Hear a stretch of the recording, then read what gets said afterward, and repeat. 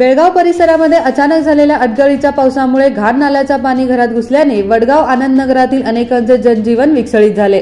आनंदनगर वडगाव परिसरातील घरामध्ये नाला गटरीचे पाणी साचल्याची बातमी भागाच्या नगरसेविका सारिका पाटील यांना समजताच त्यांनी रहिवाशांच्या मदतीला धाव घेतली। या भागातील नुकसानधारकांनी प्रशासनाला कडक इशारा देतेवेळी सांगितले, जर हा नाला तुरंत बांधला नाही तर आनंदनगर वडगाव रहिवासी रस्त्यावर उतरू असा संताप व्यक्त केला।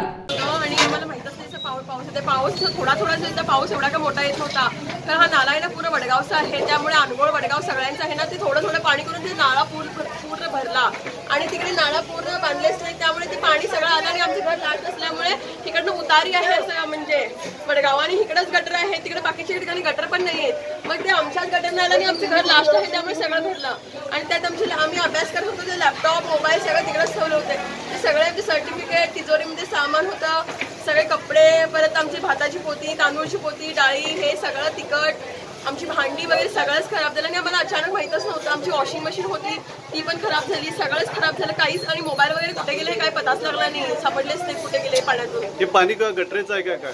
गटरेचं आहे हे, म्हणजे नाल्याचं म्हणजे सगळं घाण, नाला कशासाठी असतो, सगळा गटरा मिळून एक नाला होतो ना, मग तो नालाच बंद केला, सगळ्या गटरेचं पाणीच असणार ना ते, आणि गटऱ्याची म्हणजे सगळं गटर जाम झालेली पहिलाच, त्यामुळे ते सगळं घाण होती ना, ती पुऱ्या सगळ्या साईडच्या आमच्याच घरात आले। तुमचं आता नुकसान काय झालं? लॅपटॉप, वॉशिंग मशीन, मोबाईल, कपडे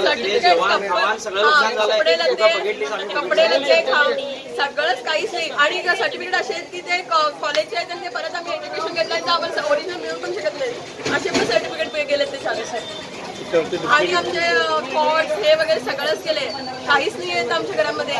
थोडं सामान वरती होतं, एवढं सोनं पण ते डबा होता, तो आम्ही असं चोरी होते ह्याच्यावरती म्हणून सिलेंडरच्या मागे ठेवला होता, तो डबा पण कुठे गेला काय माहिती। आणि आमचं जसं नाही, आमच्या बाजूला राहतात त्यांचं नाव काय?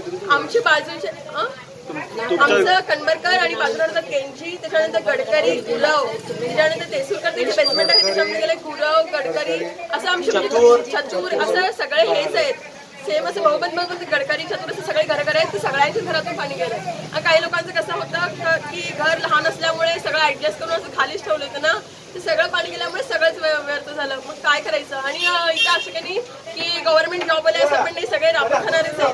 मग आमच्या कॉर्पोरेट मॅडमला सगळं माहिती आहे, त्यांनी येत असतात तिकडं आणि त्यांनी पण प्रयत्न केले नाला करायचा पण झाला नाही, लोकांनी अडवले, तर ते काय करायचं व्हायला पाहिजे आणि ते प्रशासनाने लक्ष देऊन जरा करायला पाहिजे। ह्या नात्याने सांगू शकतो म्हणजे ह्या भागाची नगरसेविका मी आणि एक महिला असून दिवस रात्र करून मी या भागाला डेव्हलपमेंट फंड आमदार अभय पाटील साहेबांच्या नेतृत्वाखाली जो फंड 10 कोटी आणून घेतलेलं होतं मी, त्यातल्या आता येळूरपासून तुम्ही गणपती मंदिरपासून बघतच आहे, असे प्रत्येक लोकांनी ऑब्जेक्शन केलेले आम्ही तिथं सॉल्व्ह करून तो नाला आजपर्यंत इथं अष्टविनायक नगरच्या कोपऱ्यापर्यंत आणलेला आहे। तर खास करून 5 कोटींचं जे आतलं बांधकाम आहे आमच्या आनंदनगरमधनं, जो ओंकार नगरपासून स्टार्ट होतोय, तिथनं पण भरपूर लोकांनी तक्रार दिले होते, खरं तो पण आम्ही सगळेजण सक्सेस करून मिटिंगा करून आम्ही तो पार करून आमच्या आनंदनगरच्या दुसऱ्या क्रॉसपर्यंत आणल्यावर तिथं काय अशी समस्या आहे मला माहिती नाही, जो आतला सीडीपी नाला त्यांनी 4 वेळा नव्हे 5 वेळा इन्क्वायरी करून मार्क घालून सगळ्यांच्या संमतीमुळं आम्ही तो नाला करायला स्टार्ट करायचं म्हटल्यावर दुसऱ्या दिवशी निवेदन जातोय की तो थांबवायचं काम करायचं नाही। त्यांचं म्हणणं असं आहे की तो नाला मागच्या बाजून घेण्यापेक्षा समोरनं गल्लीतनं घ्या म्हणतात, गल्लीतनं घ्या कसं घेणार आम्ही, कुणाच्या दारातनं घेणार नाला। त्यांनी आम्हाला एक सुझाव पास केलेत की इकडं 3 फूट आणि इकडं 2 फूट करून गटारसारखा करून तो नाला पास करा पाणी, ते पास मी कसं करणार की पुढं बघितलं तर कुठलीही गव्हर्नमेंटची जागा नाही आहे, सगळ्यांची लेआउट बांधकामच केलेली घरं आहेत, 1-2-3 जागे असे आहेत त्यांनी विकणारे का आपल्या ह्याच्यातनं अधीनं घालून देऊ शकत नाहीत। आणि पुढं गेलं तर अन्नपूर्णेश्वरी नगर आहे, ते पण पूर्ण या पाण्याने आज भरलेलं आहे आणि आज ही 8 घरं इतकी भरलेली आहेत की त्यांचा भरपाई आता कोण देणार म्हणून आम्हाला विचारले।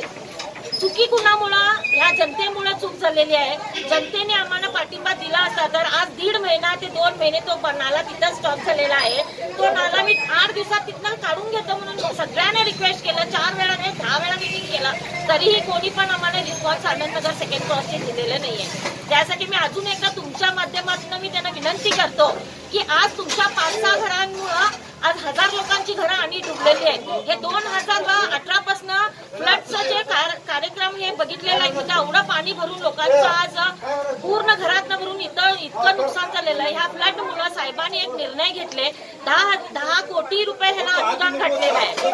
त्या 10 कोटीचं अनुदान आज गव्हर्नमेंट थांबवलेलं बी होतं काम, तर तरी पण साहेबांनी पुढाकार करून आज केलेला आहे. मी एवढंच विनंती करतो, तुम्ही आपला बघू नका, लोकांचं बघून हे काम जे थांबलेलं आहे लवकरात लवकर सुरळीत पार करून द्या. धन्यवाद. त्याचबरोबर मी दररोज कामाला जाणारे लोक त्यांची कामाला गेल्याशिवाय त्यांची घरं चालत नाही, तसल्या घरातनं पाणी गेलंय. हे बघा श्रीमंतांच्या घरात कधी पाणी जात नाही, कारण त्यांची घरं वर असतात आणि ज्यांनी 3-3, 4-4 मधली घरं बांधलीत की त्यांची घरं वर आहेत आणि त्यांनी येऊन काय सांगतात, आम्ही नाला अडविना म्हणून सांगतात. मग अडविना तर थांबलंय का? मग